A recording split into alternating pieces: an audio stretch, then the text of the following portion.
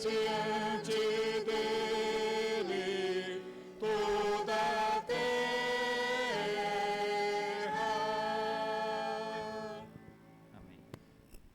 Amém. Irmãos, eu saúdo a todos com a graça e a paz. Não vamos estar assim, dando início ao Senhor dos Reis, que é digno de receber toda a adoração. Vamos estar abrindo a palavra do Senhor no Salmo de número 21. Salmo de número 21. A chamada à adoração. Salmo 21. Ao mestre de canto, Salmo de Davi. Na tua força, Senhor, o rei se alegra, e como exulta com a tua salvação.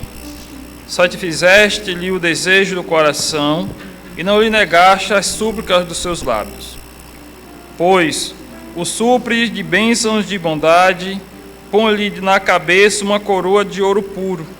Ele te pediu vida, e tu lhe deste. Sim, longevidade para todos sempre. Grande lhe é a glória da tua salvação, de resplendor e majestade o sobrevestiste. Pois o puseste por bênção para sempre, e o encheste de gozo com a tua presença. O rei confia no Senhor, e pela sua misericórdia do Altíssimo jamais vacilará. A tua mão alcançará todos os seus inimigos, a tua destra apanhará os que te odeiam. Tu os tornarás como da fornalha ardente, quando te manifestares, o Senhor, na tua indignação os consumirá, no fogo os devorará.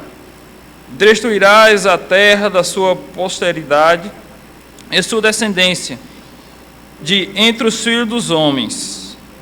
Se contra ti intentam o mal, o urdirem intrigas, não o conseguirão efetuá-los. Porquanto lhe farás voltar as coisas e mirarás o rosto deles com teu arco. Exalta-te, Senhor, na tua força. Nós cantaremos e louvaremos o teu poder. Amém. Mais ou menos vamos baixar nossas cabeças, vamos falar com Deus, rogando Ele seu auxílio e a sua presença nesse momento. Santo e eterno Deus, nosso bondoso e amado Pai, diante da tua presença majestosa, ó Deus, nos encontramos mais uma vez nessa noite, desse dia, para te adorar. Louvado seja o teu nome para sempre, Pai, por esse grande privilégio que o Senhor nos dá. Indigno que somos, ó Pai, por mais estar na tua presença. Chegamos a ti mediante Cristo Jesus, ó Deus, e rogamos, Senhor, a tua graça sobre nós nesse momento. Senhor, tire de nós, ó Deus, todo empecilho, que possamos mentes e corações nesse momento voltar unicamente ao Senhor. Conduza o teu povo, Pai, a ser temente a tua palavra, e assim, ó Deus, saímos aqui regozijados, desafiados de viver aquilo que o Senhor tem de nos ensinar mais uma vez nessa noite. Seja conosco, Pai, seja com o teu povo, em nome santo de Jesus. Amém. Irmão, vamos estar cantando ao Senhor o Salmo 46. Peço à igreja que coloque em pé.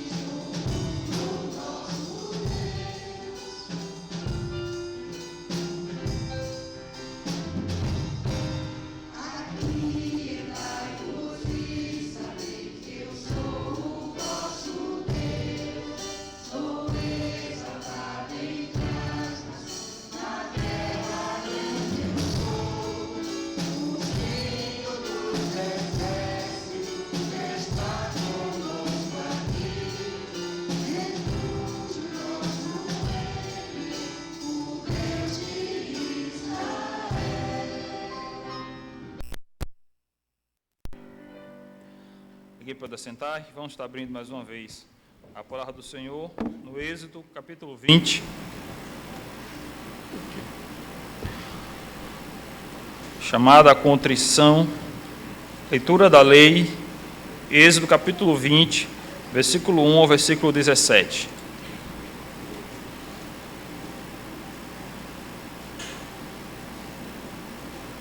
Então, falou Deus todas essas palavras: Eu sou o Senhor teu Deus, que tirei da terra do Egito, da casa da servidão. Não terás outros deuses diante de mim. Não farás para ti imagem de escultura, nem semelhança alguma do que há acima nos céus, nem embaixo na terra, nem nas águas debaixo da terra. Não as adorarás, nem lhes darás culto, porque eu sou o Senhor teu Deus, Deus zeloso, que visita a iniquidade dos pais nos filhos até a terceira e quarta geração daqueles que me aborrecem. E faço misericórdia até 1000 gerações daqueles que me amam e guardam os meus mandamentos. Não tomará o nome do Senhor Deus em vão, porque o Senhor não terá por inocente o que tomar o seu nome em vão. Lembra-te do dia de sábado para o santificar. 6 dias trabalharás e farás toda a tua obra, mas o 7º dia é o sábado do Senhor, teu Deus. Não farás nenhum trabalho, nem tu, nem o teu filho, nem a tua filha, nem o teu servo, nem a tua serva, nem o teu animal, nem o forasteiro de tuas portas para dentro. Porque em 6 dias fez o Senhor os céus e a terra, o mar e tudo que neles há, e ao 7º dia descansou. Por isso, o Senhor abençoou o dia de sábado e o santificou. Honra teu pai e tua mãe, para que se prolongue os teus dias na terra que o Senhor teu Deus te dá. Não matarás, não adulterarás, não furtarás, não dirás falso testemunho contra o teu próximo. Não cobiçarás a casa do teu próximo, não cobiçarás a mulher do teu próximo, nem o seu servo, nem a sua serva, nem o seu boi, nem o seu jumento, nem coisa alguma que pertença ao teu próximo. Amém. Irmãos, mais uma vez, a lei do Senhor nos exige obediência, mostrando aqui ordem constante do Senhor para com nossas vidas. E é o momento que olhar para eles e fazer uma análise em nossas vidas, encontramos muitas faltas. É um momento oportuno, mais uma vez, que o Senhor nos dá para confessar a Ele nossos erros, nossas faltas, pedir ao Senhor graça, misericórdia e perdão, porque de fato temos pecado contra um Deus que é santo e perfeito em tudo que faz. Vamos nesse momento, vamos estar orando ao Senhor, confessando nossas faltas. Diante de alguns instantes, o reverendo Fábio vai estar quebrando o silêncio, agradecendo ao Senhor pelo perdão que Ele nos dá, mediante Cristo Jesus. Oremos nesse momento, irmãos.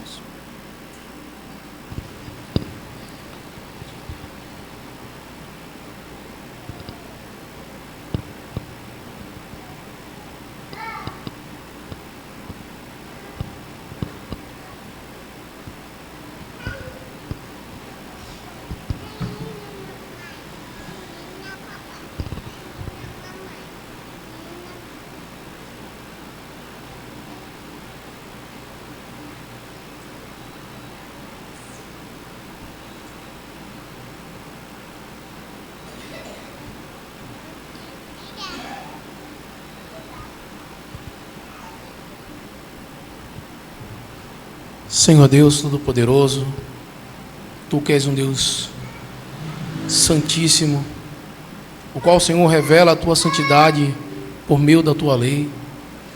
E ao ouvir a Tua santa lei, Senhor, somos constrangidos, pois temos, Senhor, pecado contra Ti. E confessamos a Ti, Senhor, porque sabemos que somente o Senhor tem poder para perdoar pecados. E por isso, certo, Senhor, de que Tu és um Deus compassivo e misericordioso, e que atende prontamente a confissão de um coração compungido e contrito, Te rendemos graças, Senhor, porque o Senhor nos purifica, Senhor, com o sopro e nos deixa limpo, nos lava e nos deixa mais alvo que a neve. Que possamos, Senhor, lavar as nossas vestiduras no sangue do Cordeiro, estarmos, Senhor, santos na Tua presença. Tem misericórdia, Senhor, que Teu Espírito Santo nos ajude a viver uma maneira santa, viver uma vida de maneira santa, viver, Senhor, uma vida digna do Evangelho, uma vida digna, Senhor, que realmente experimenta e vive os benefícios da salvação conquistadas por Cristo Jesus na cruz do Calvário, e que a ressurreição de Cristo nos dê esperança de vida e de vida eterna. É no nome de Cristo, o nosso Salvador, que nós choramos. Amém. Amém. Irmãos, a palavra do Senhor na 2 Coríntios, capítulo 7, versículo 10. Segunda carta de Paulo aos Coríntios, capítulo 7, versículo 10. Porque a tristeza, segundo Deus, produz arrependimento para a salvação, que a ninguém traz pesar, mas a tristeza do mundo produz morte. Louvado seja Deus pela sua palavra. Vamos nesse momento, mais uma vez, irmãos, nos colocar em pé para estar cantando ao Senhor o Salmo de número 70.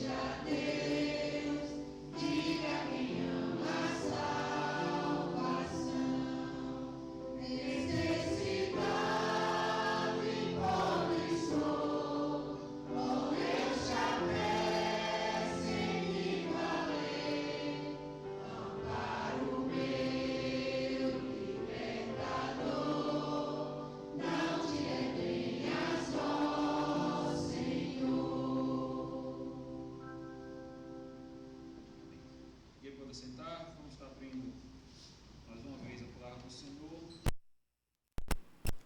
Capítulo 18,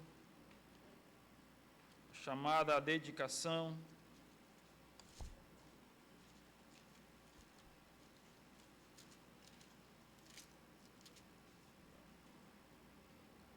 Capítulo 18, versículo 21. Número 18, verso 21. Aos filhos de Levi, dê todos os dízimos em Israel por herança, pelo serviço que prestam, serviço da tenda da congregação. Irmãos, nesse momento vamos estar cantando ao Senhor o cântico do Salmo 24, e de acordo com esse cântico vamos estar trazendo nossos dízimos e nossa oferta à casa do Senhor. Peço a igreja que coloque em pé mais uma vez, para assim estarmos cantando ao nosso Deus.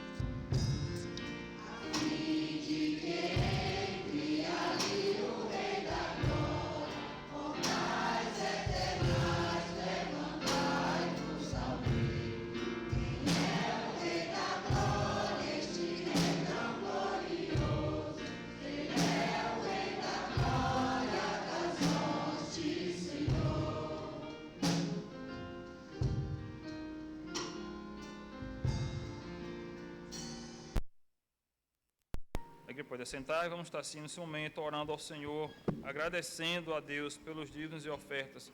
Vamos estar orando com o nosso irmão diácono Djalma Júnior.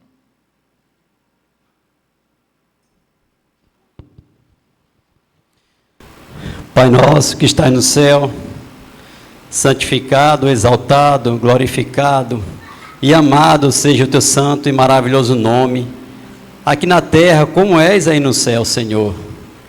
Neste momento, Pai, do culto, queremos te agradecer, Senhor, por podermos estar reunidos como corpo de Cristo aqui na terra. Que grande privilégio o Senhor tem nos dado, Senhor. E também, Pai, queremos te agradecer pelos recursos que o Senhor tem nos dado, pelo trabalho, o pão de cada dia, a nossa força, a inteligência para poder trabalhar e adquirir, Pai, o pão de cada dia, através do nosso suor.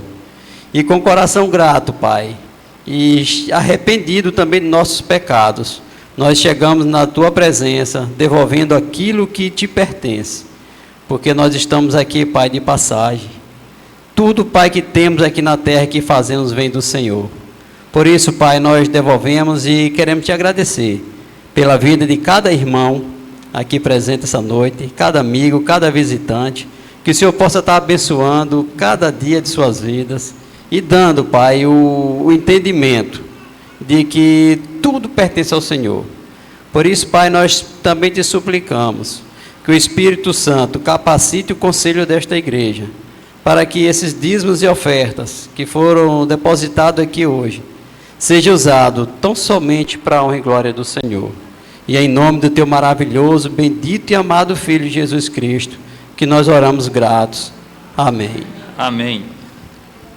Irmãos, o Salmo 24 que acabamos de cantar, vamos estar lendo ele agora, mais uma vez, né? Peço que a igreja esteja abrindo a palavra do Senhor no Salmo 24, a chamada edificação. Salmo de número 24. Salmo de Davi. Ao Senhor pertence a terra e tudo que nela se contém, o mundo e os que nele habitam. Fundou ele sobre os mares e sobre as correntes a estabeleceu. Quem subirá para o monte do Senhor? Quem há de permanecer no seu santo lugar? O que é limpo de mão e puro de coração, que não entrega a sua alma à falsidade, nem jura dolosamente. Este obterá do Senhor a bênção e a justiça do Deus da sua salvação. Tal é a geração dos que o buscam, dos que buscam a face do Deus de Jacó. Levantai, ó portas, as vossas cabeças. Levantai-vos, ó portais eternos, para que entre o Rei da Glória. Quem é o Rei da Glória? O Senhor forte e poderoso, o Senhor poderoso nas batalhas. Levantai, ó portas, as vossas cabeças. Levantai-vos, ó portais eternos, para que entre o Rei da Glória. Quem é esse o Rei da Glória? O Senhor dos Exércitos, Ele é o Rei da Glória. Amém. Nesse momento vamos estar cantando esse Rei da Glória, o Todo-Poderoso, Criador dos céus e da terra. 2 cânticos, Salmo 19, do 1 ao 6, primeira parte, dando continuidade, o Salmo 19, do 7 ao 14. E peço, irmãos, coloquem em pé mais uma vez.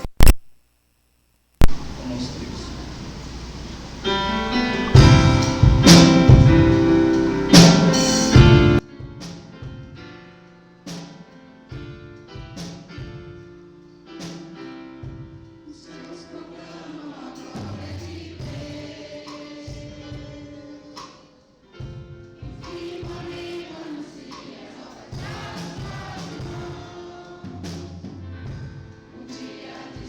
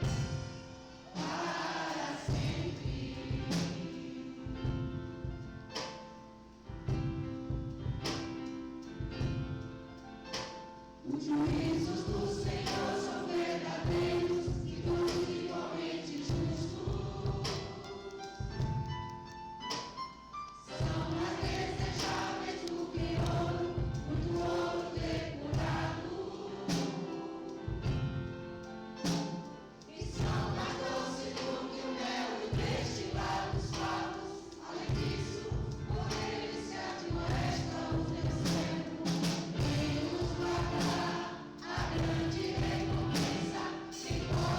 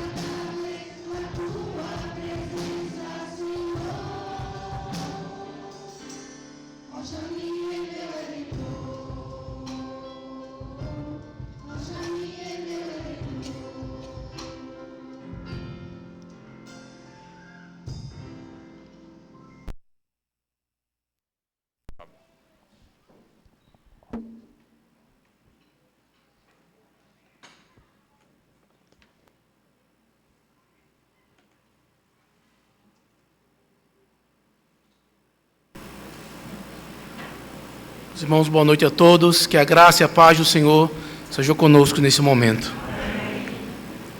Eu quero pedir que você abra a sua Bíblia, um texto de Marcos capítulo 4.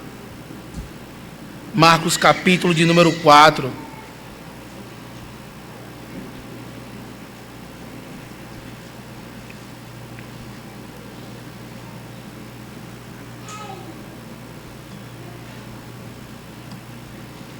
Do versículo 26 ao 29. Marcos, capítulo 4, do 26 ao 29. Diz assim a palavra do Senhor. Escute com fé a palavra de salvação. Disse ainda: o reino de Deus é assim, como se um homem lançasse a semente à terra, depois dormisse e se levantasse de noite e de dia, e a semente germinasse e crescesse, não sabendo ele como. A terra por si mesma frutifica, primeiro a erva, depois a espiga, e por fim o grão cheio na espiga. E quando o fruto já está maduro, logo se lhe mete a foice, porque é chegada a ceifa. Amém. Oremos ao Senhor para que Ele aplique a sua palavra em nossos corações. Santo Deus, eterno e bondoso Pai, neste momento, Senhor, queremos te pedir que o Senhor aplique a tua santa palavra em nossos corações, que possamos entender, Senhor, as verdades vindas da tua palavra, para que, Senhor, nós que somos teus filhos, possamos então, Senhor, entender a explicação dessas parábolas. Nos ajuda, tem misericórdia. Ser comigo um instrumento limitado e falho. Ser com meus irmãos que estão aqui, todos que estão, Senhor, nesse local para te adorar. Que possamos estar atentos e reverentes na tua santa presença. É no nome de Cristo que nós choramos. Amém. Possivelmente você sabe como é um processo de crescimento de uma plantação. Antes de pegar a semente e jogar na terra, é necessário que se prepare a terra. É necessário você escolher a semente adequada. É necessário que você are o solo, plante essa semente, que você previna que alguma praga tome conta.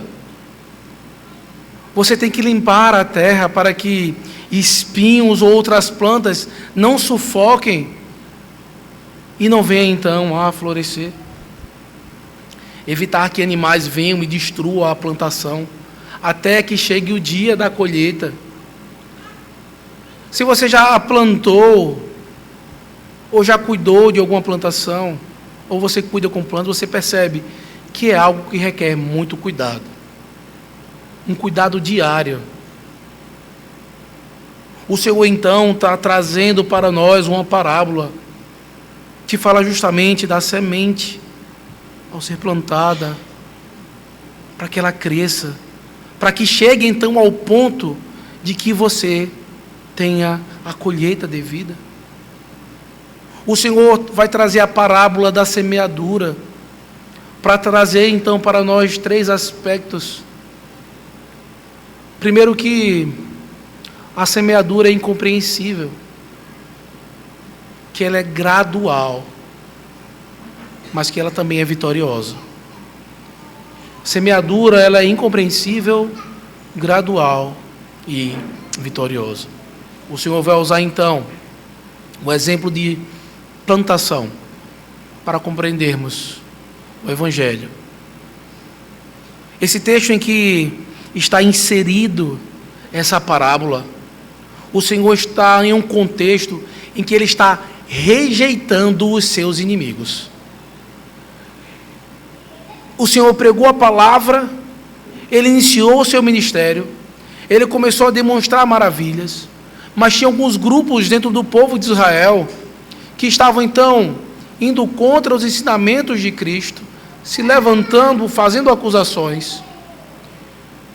E nesse momento, então, Cristo está demonstrando, nesse capítulo número 4, a rejeição deles. O capítulo número 4, no versículo de número 11 e 12, o Senhor vai dizer no final do versículo 11: aos de fora tudo se ensina por meio de parábolas. No versículo 12: para que vendo vejam e não percebam, e ouvindo ouçam e não entendam, para que não venham a converter-se e haja perdão para eles. O Senhor estava falando daquela forma, dessa forma, para que eles não compreendessem. Então aquilo que vem, aquilo que está sendo dito, além de que eles não compreendiam, era para demonstrar o juízo que Deus traria sobre aquele povo que não quis ouvir a palavra do Senhor. Talvez você está acostumado a ouvir um Cristo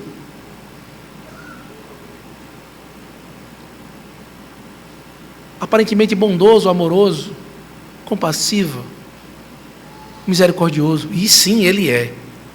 Sim, esse Cristo que nós o adoramos, Ele é amoroso, bondoso, justo, misericordioso, longânimo, tardio em irar-se, mas Ele se ira. E no seu amor, Ele demonstra sua ira. Na sua justiça, Ele demonstra sua ira.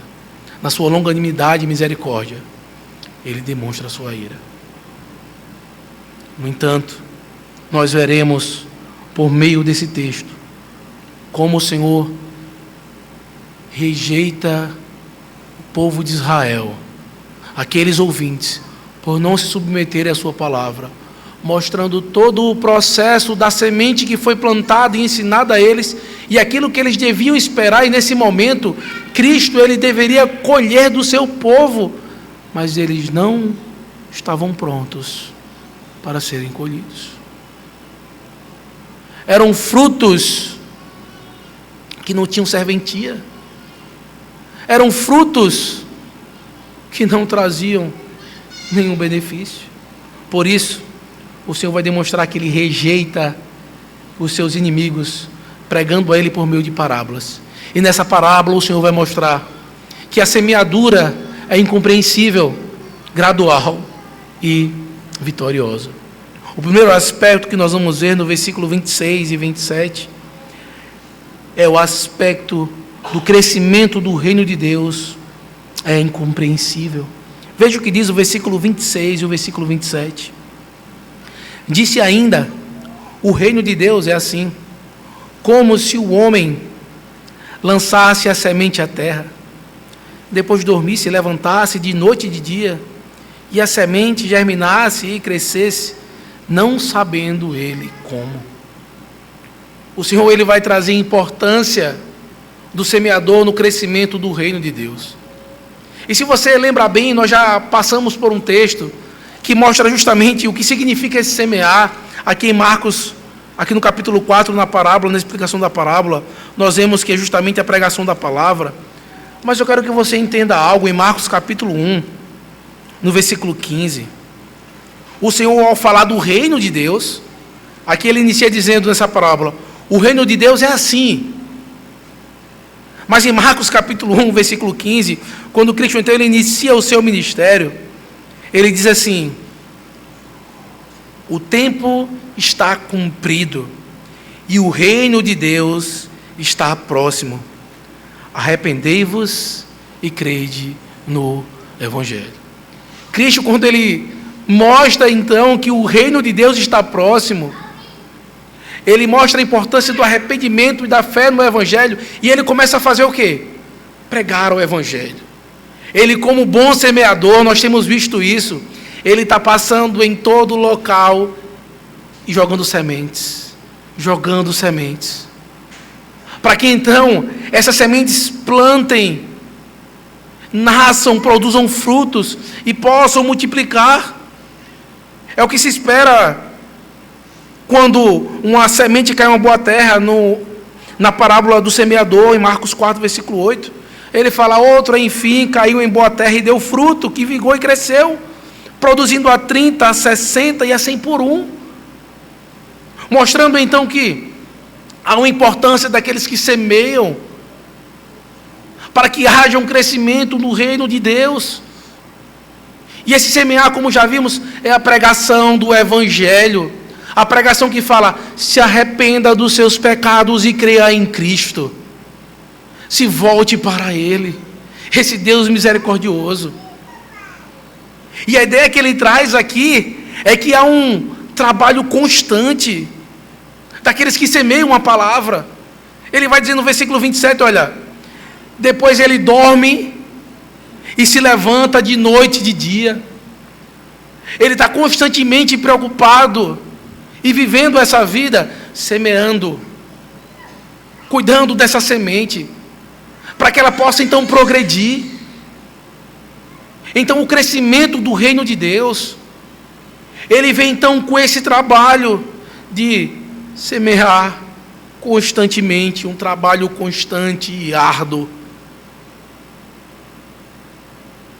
Mas muitas vezes nós não compreendemos, e muitas vezes queremos ter o controle, porque eu disse aquilo para aquela pessoa, eu falei da forma mais clara possível e objetiva, e ela não ouviu, ela não quer se voltar para o Evangelho, eu não sei mais o que eu faço. E aí onde está a beleza do Evangelho? É que não depende de nós, somos apenas instrumentos que semeiam. Muitas vezes não veremos os frutos de quando pregamos o Evangelho, de quando falamos do Evangelho, de quando confrontamos ideias e pensamentos quanto ao Evangelho. Mas muitas vezes gerações podem ser transformadas. Nós não entendemos nem controlamos o crescimento da semente do Evangelho no coração das pessoas. É Cristo, somente Ele. Mais ou menos no ano de 1995, a pessoa sofreu um acidente de carro. Foi atropelado, jogado a vários metros, madrugada. Um grupo de irmãos batistas vinham de algum trabalho evangelístico em alguma cidade no interior de Pernambuco. Abriu a Kombi, prontamente colocou essa pessoa dentro do carro com a perna sangrando, a ponto de perder a vida. E nesse caminho, esses irmãos foram falando do Evangelho para aquela pessoa, ímpia, quanto mais. E a pessoa, nesse momento do acidente, disse o seguinte: olha, eu prefiro morrer do que ficar ouvindo isso. Me jogue desse carro. Não quero ouvir. E ainda assim eles continuaram pregando o Evangelho para ele. Esse homem foi deixado no hospital. Deus então salvou a vida desse homem e ele não perdeu a perna, por graça de Deus. Essa semente foi plantada alguns anos depois. O Evangelho deu fruto. Esse homem se converteu. Procurou diversas vezes esses irmãos. Nunca achou. Ainda hoje ele procura. E ele não consegue encontrar os irmãos que não salvaram somente, não foram instrumentos de Deus para salvar a sua vida de um acidente, mas foram instrumentos de Deus para levá-lo ao conhecimento de vida e de vida eterna.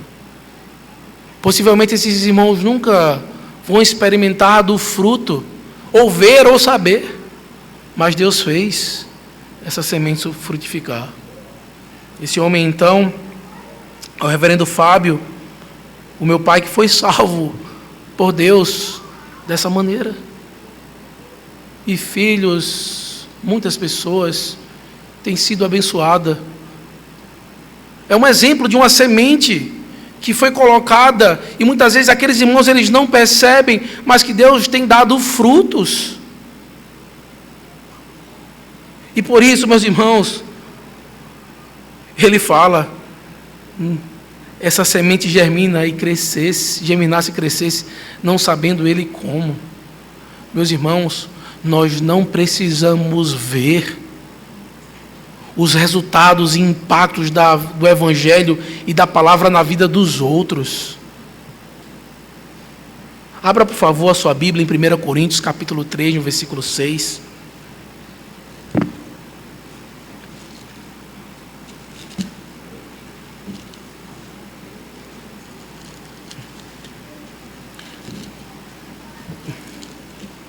Primeira Coríntios, capítulo 3,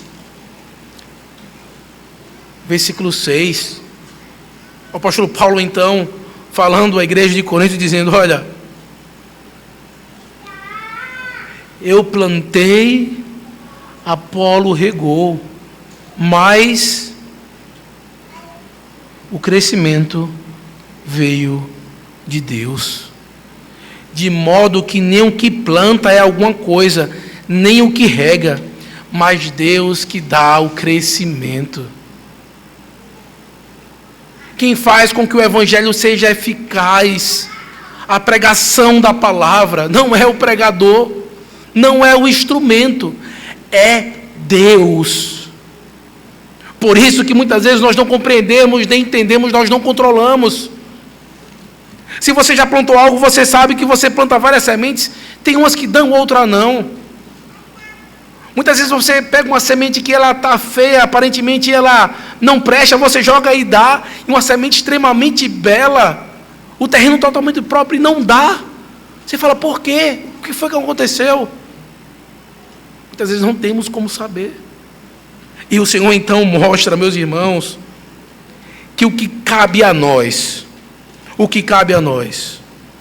é então viver, crendo que aquele que nos mandou semear, se assim for da sua vontade, ele trará o crescimento devido.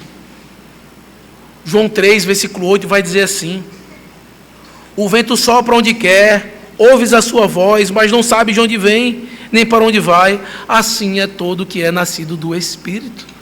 É uma obra divina, do desejo divino, e nós não compreendemos.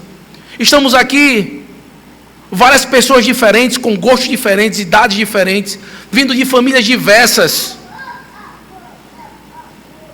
O que é que tem em comum? O que é que a gente pode trazer e dizer, olha, vamos procurar pessoas assim, para pregar o Evangelho para que elas sejam convertidas? Nada. E isso mostra então que o nosso papel é pregar o Evangelho. Meus irmãos, não há estratégias impactantes ou pragmáticas de pregar o Evangelho e de evangelizar. Não há então pessoas mais suscetíveis ao Evangelho. Isso não existe. O que existe é uma semente que é plantada. E existe um Deus que salva pecadores. Isso é o Evangelho. Por isso então o Senhor demonstra, e está demonstrando para o povo de Israel, por meio dessa parábola, dizendo, olha, o reino de Deus foi plantado como uma semente para vocês. Quantos cuidaram e regaram? Cadê os frutos que eu vim colher? E por isso o primeiro aspecto que nós estamos vendo nesse texto, nessa parábola, é que o crescimento do reino de Deus é incompreensível. Nenhum de nós pode atribuir o crescimento de reino àquilo que nós fazemos. Não sou eu, não é você. Nenhum de nós ganhou uma alma para Cristo. Nem a nossa. Nem a nossa. Quanto mais a dos outros. Mas fomos chamados para sermos instrumentos, semeadores, para pregar a beleza da palavra do Senhor. E por isso, então, o Senhor vai mostrar aqui, há um processo gradual para que esse crescimento então aconteça. E ele mostra que esse processo gradual vai de acordo com a sua vontade. É a segunda coisa que nós vamos ver. O crescimento do reino, ele é incompreensível, mas ele é gradual. Existe então um processo em que o Senhor, ele faz com que isso seja real na sua igreja. E essa força, esse crescimento, não está nem quem planta e nem quem rega. Está na força da própria semente, que é o Evangelho. Quando o Evangelho, então, invade o coração de um pecador, transforma um coração de pedra em um coração de carne, e traz, então, um pulsar que ama ao Senhor. E por isso nós vamos ver que esse crescimento gradual vem do Senhor. E essa é a segunda coisa que nós vamos ver hoje. O crescimento do reino, ele é gradual e vem do próprio Deus. Veja o que diz o versículo de número 28. A terra por si mesma frutifica.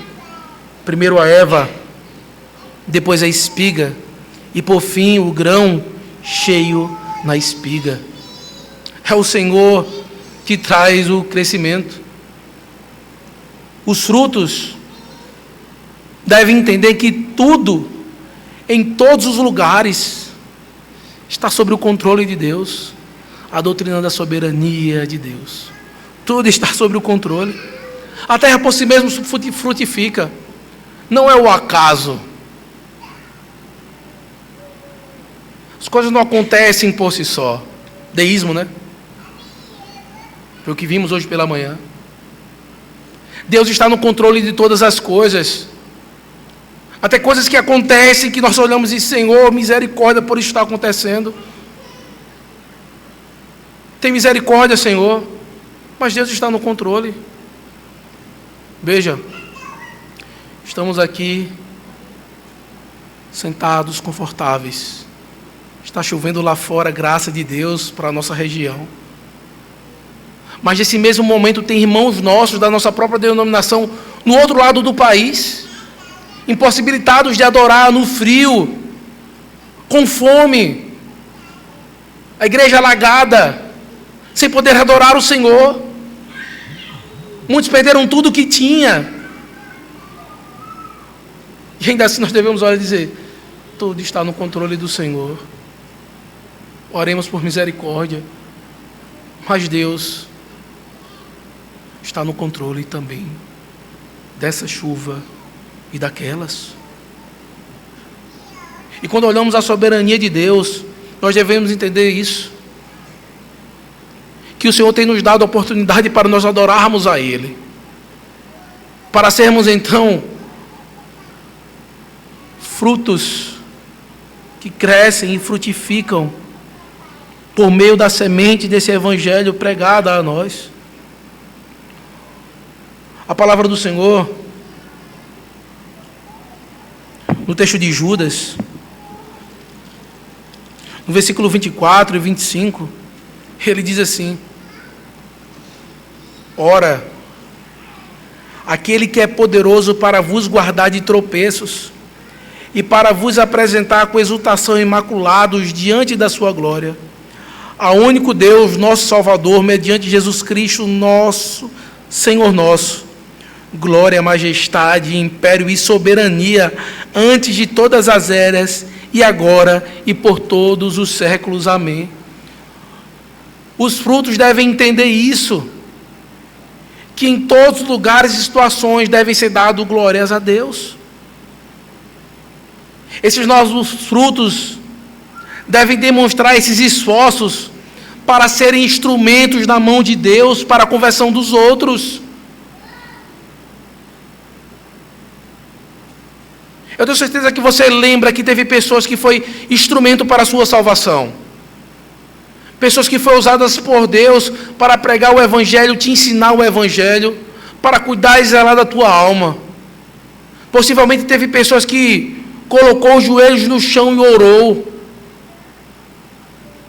para que houvesse transformação na tua vida. Está aí um bom exemplo de discípulo de Cristo que você possa seguir. Pregando o Evangelho, orando por outros. Os frutos devem demonstrar esses esforços para que nós sejamos instrumentos para a pregação da palavra do Senhor. Essa linguagem é presente, meus irmãos, nas Escrituras. Abra, por favor, em Provérbios capítulo 11.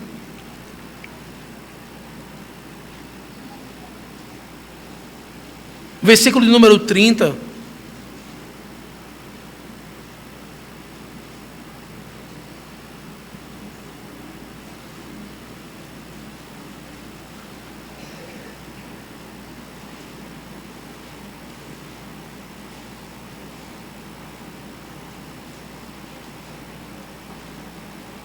Provérbios 11, versículo 30. Diz assim: o fruto do justo é árvore de vida, e o que ganha almas é sábio. Ele está trazendo então para nós a importância do fruto do justo. É árvore de vida, traz vida. E quando ele retrata o justo aqui, lembre-se, não somos nós, é Cristo. Mas ele é o exemplo, então, que nós devemos, então, seguir e nos submetermos. Por isso, esse crescimento, ele é gradual e são etapas. É um processo quase imperceptível. Aqui em Marcos capítulo 4, ele vai descrever mais ou menos momentos em que isso pode ser distinguido. Ele fala, olha, vem a erva, depois a espiga e por fim um grão cheio na espiga. Nós não conseguimos muitas vezes ver ou perceber, mesmo quem está ali diariamente, ele não consegue saber mais ou menos como está. Uma das coisas que eu gasto um pouco de tempo é ver alguns vídeos sobre plantação, essas coisas. E tem pessoas que pegam uma câmera e ele deixa gravando todo o processo de um crescimento, desde a semente, a raiz que vai brotando e a planta que vai crescendo até ela chegar no estágio final dela. É uma coisa impressionante, e nem sendo gravado toda hora e sendo passado muito rápido, nós conseguimos ver o momento em que isso acontece.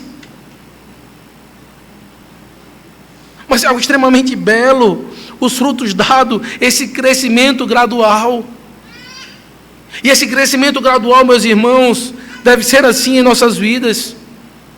Um crescimento para a perfeição, para chegarmos ao estágio final daquele que nos, então, fez frutificar. E essas são as etapas, meus irmãos, que o Evangelho ele deve crescer em nossas vidas. Veja,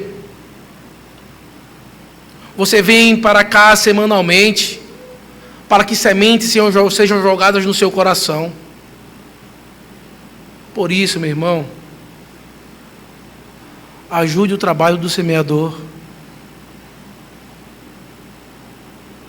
Prepare a terra. Cuide do seu coração.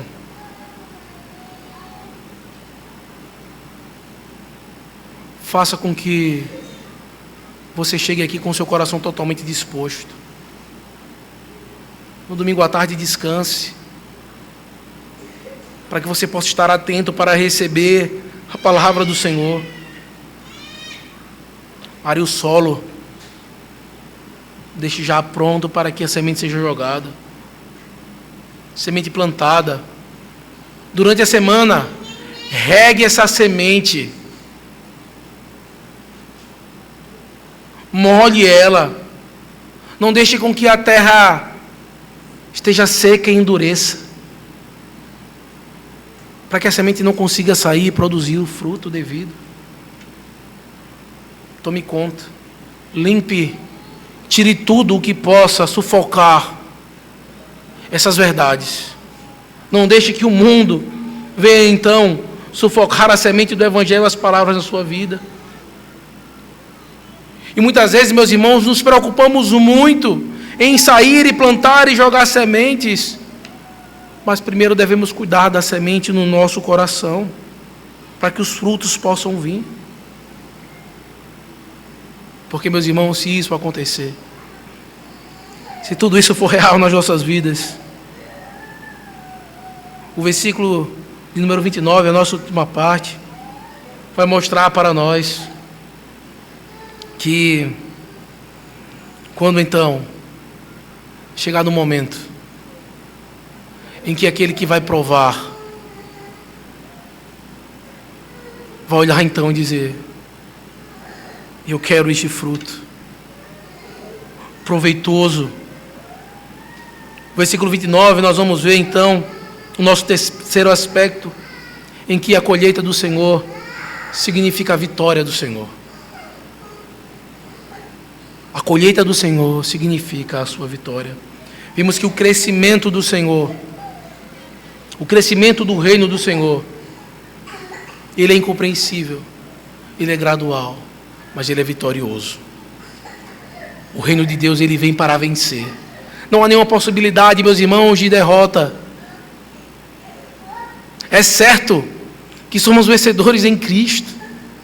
Por isso, entramos então em uma disputa, certo que venceremos.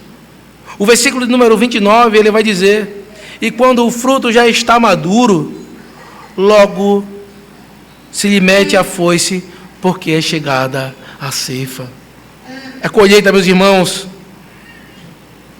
quando o fruto então chega no tempo certo, ele vai amadurecer.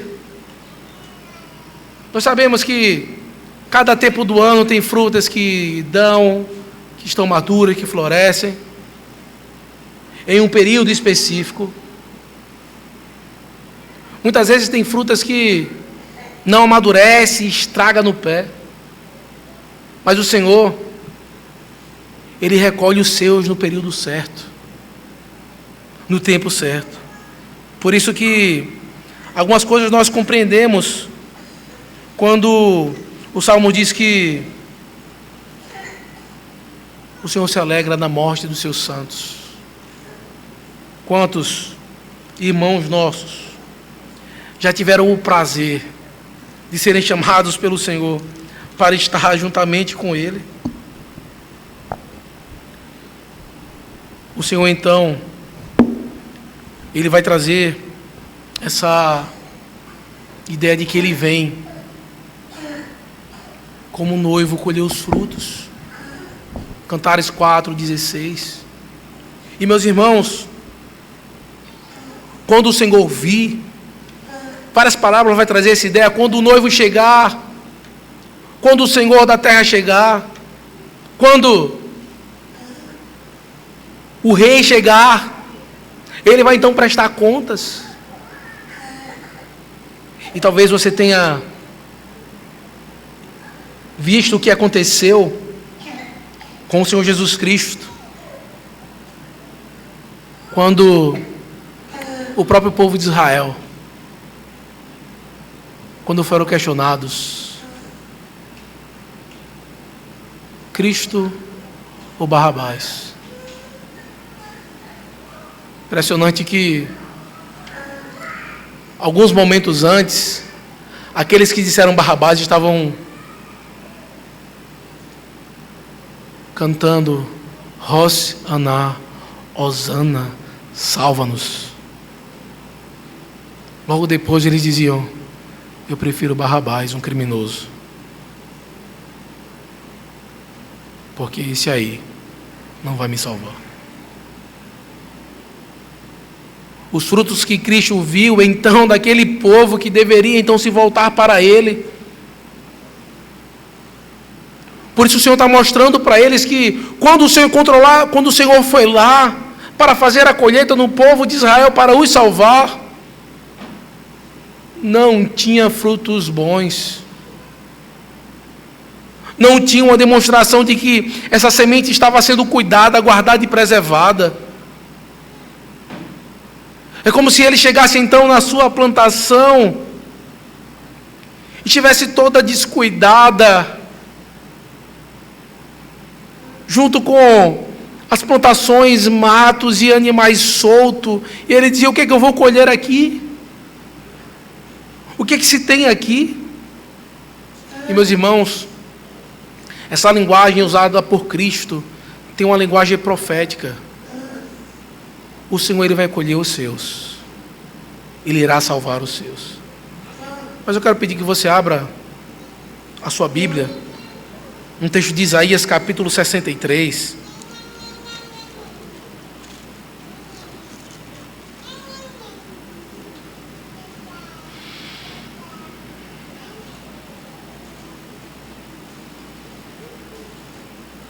Meus irmãos, me perdoe, primeiro em Joel 3, mas segure aí em Isaías.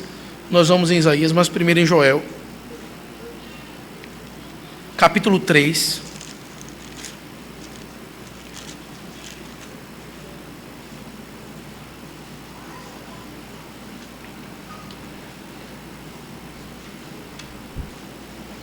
Vai mostrar então o juízo de Deus sobre os inimigos do próprio Deus. Versículo 13 diz assim: lançai a foice. Todos acharam? Joel 3, versículo 13. Oséias, Joel, Amós, Obadias. Joel 3, versículo 13 diz assim: lançai a foice, porque está madura a seara. Vinde e pisai, porque o lagar está cheio, os seus compartimentos transbordam, porquanto a sua malícia é grande. Multidões no vale da decisão, porque o dia do Senhor está perto no vale da decisão. O Senhor colhe, o Senhor ajunta essas multidões, essas nações, no dia do Senhor, no vale da decisão, quando Ele vai demonstrar a sua justiça, e Ele mostra que vence. Veja Isaías capítulo 63, agora, do versículo 3 ao versículo 6, vai dizer assim: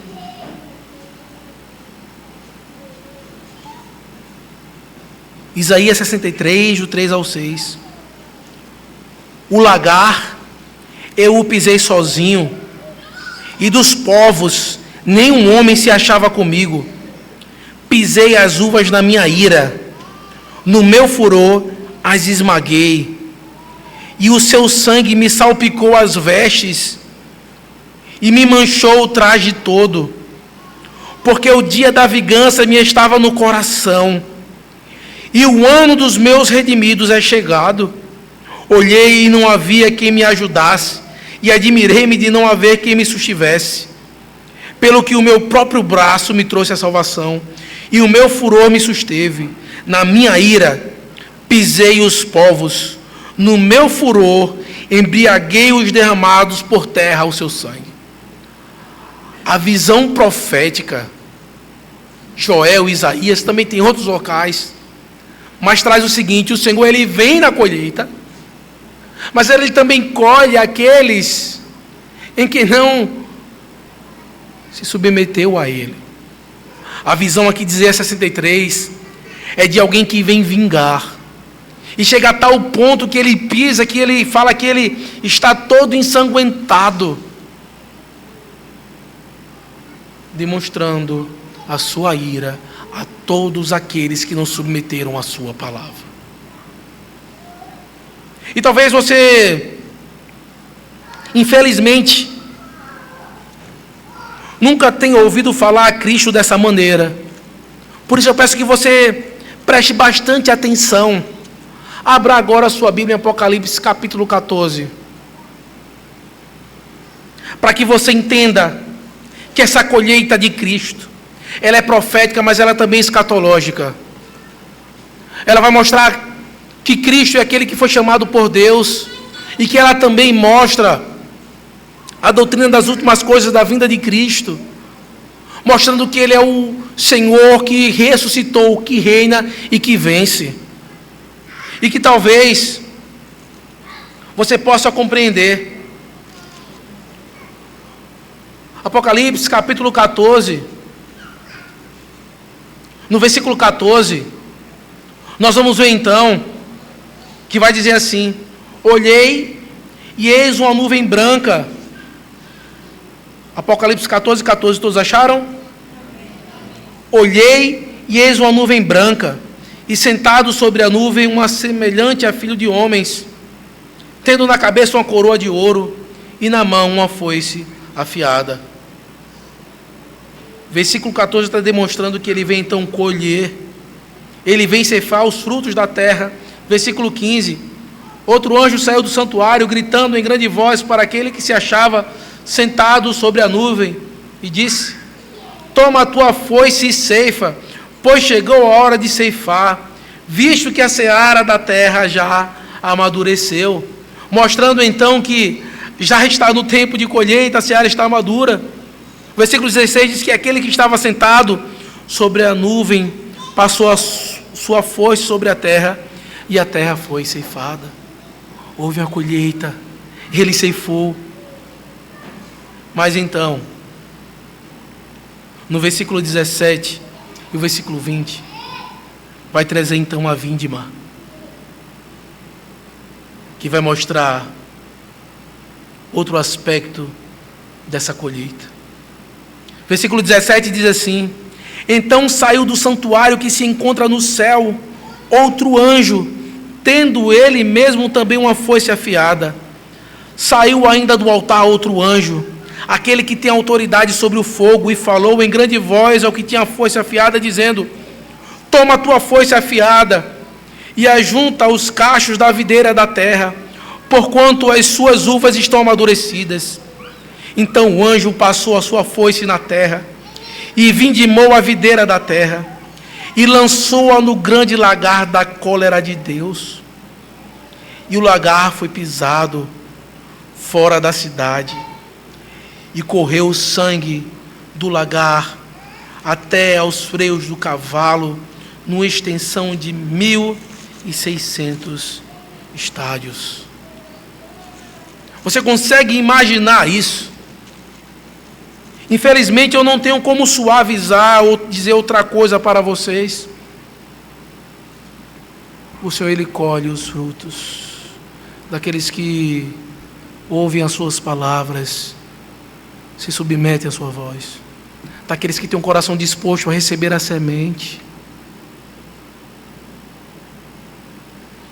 Mas tem muitos que a semente foi jogada, solo endurecido, de maneira desleixada. Ou muitas vezes não querem essa semente, jogam fora, a destroem. O Senhor estava mostrando algo para o povo de Israel nesse momento, que eram eles que receberiam a ira de Deus. A imagem que o texto de Apocalipse traz, que Joel e Isaías traz, é de um Deus santo, vestido de branco, em que então pisa, destrói, em que há morte, em que há sangue, daqueles que o rejeitaram, daqueles que o odiaram, daqueles que o confrontaram. Se essa foi a primeira vez que você ouviu falar de Cristo dessa maneira, não se assuste. Não se assuste nem um pouco. Pelo contrário, se volte a Ele. Sabe por quê? Porque se não fosse o amor dele por nós, a sua misericórdia, nós estaríamos recebendo tal ira. E daí você possa compreender o quão grande é a salvação de Deus por nós. Porque por nós mesmos merecíamos receber tal ira, mas Ele sofreu em nosso lugar. Por isso que o reino de Deus, essa semente, deve então frutificar em nossas vidas. Meu caro ouvinte, se arrependa dos seus pecados. Não busque tal caminho em sua vida. Não busque a ira de Cristo. Não o afronte. Não se volte contra Ele. Tenha todo cuidado, para que a palavra do Senhor seja eficaz em sua vida. palavra de Deus, então, ela é perfeita e restaura a alma. Por isso, se você quer sua alma restaurada, se você quer esperança de salvação, é pela palavra do Senhor. Mas o salário do pecado é a morte. Quem você acha que iria aplicar ira na eternidade no inferno? Satanás? Não. Ele estará sofrendo a ira desse Deus. E graças a Deus, temos um Deus justo, que cuida do seu povo e vinga o seu povo. Por isso, que nós possamos então nos voltar ao Senhor. E meu irmão, você aqui nessa igreja, em qualquer outra igreja que você pode ir debaixo dessa terra, é necessário que você seja um semeador, que você semeie a semente que foi colocada no seu coração. Trabalhe, que você seja um fruto colhido pelo Rei que está nos céus, para que você habite juntamente com Ele, e não para ser um fruto que sofrerá a cólera divina e ser esmagado e vingado pelo semeador. Se volte para Cristo. Não há nada melhor nessa vida. Não há coisa melhor a fazer do que servir a esse Senhor. Que Ele nos ajude e que possamos então, meus irmãos, cada vez mais sermos abençoados por essa santa palavra, por esse santo Deus. E que entendamos que ser crente não é brincadeira. Não brincamos de ser crente. Não estamos brincando de igrejinha. Nós estamos aqui servindo o Senhor, Criador dos céus e da terra. Um Deus que nos ama e nos salvou e sofreu em nosso lugar. E que assim possamos cada vez mais estarmos envolvidos e comprometidos com essa semente, com a semente do Evangelho e com o nosso Salvador. Amém? Que o Senhor aplique a sua palavra em nossos corações. Nesse momento eu quero convidar que você se coloque de pé para cantarmos ao Senhor.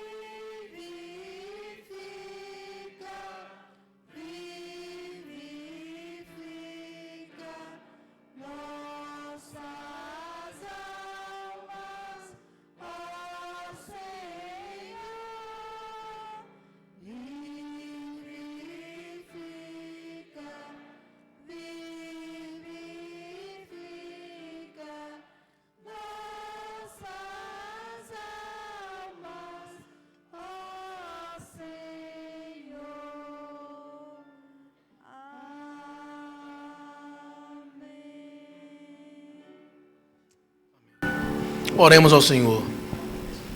Santo Deus, eterno e bondoso Pai, Senhor, te damos graças, Senhor, por estarmos aqui. Damos graças, Senhor, por tamanha salvação. Te damos graças, Senhor, porque o Senhor não nos rejeitou. Senhor, aceita a nossa adoração.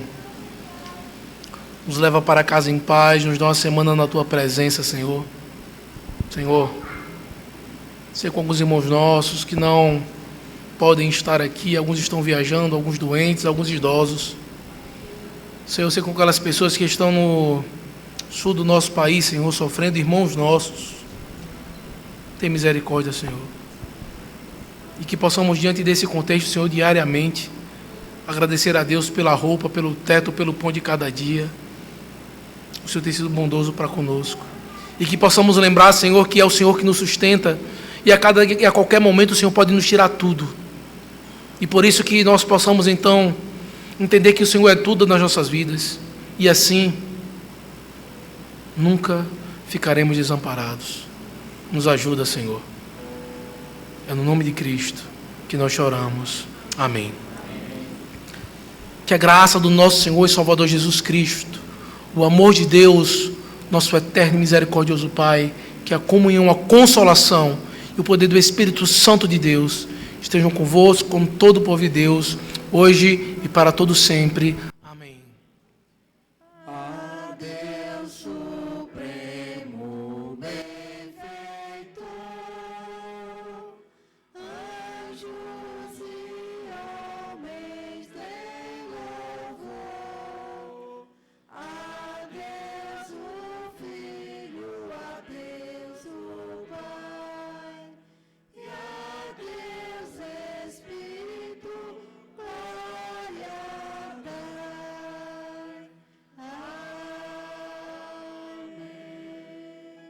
Amém. Os irmãos podem sentar. Meus irmãos, alguns avisos rápidos. Programação da semana. Reunião de oração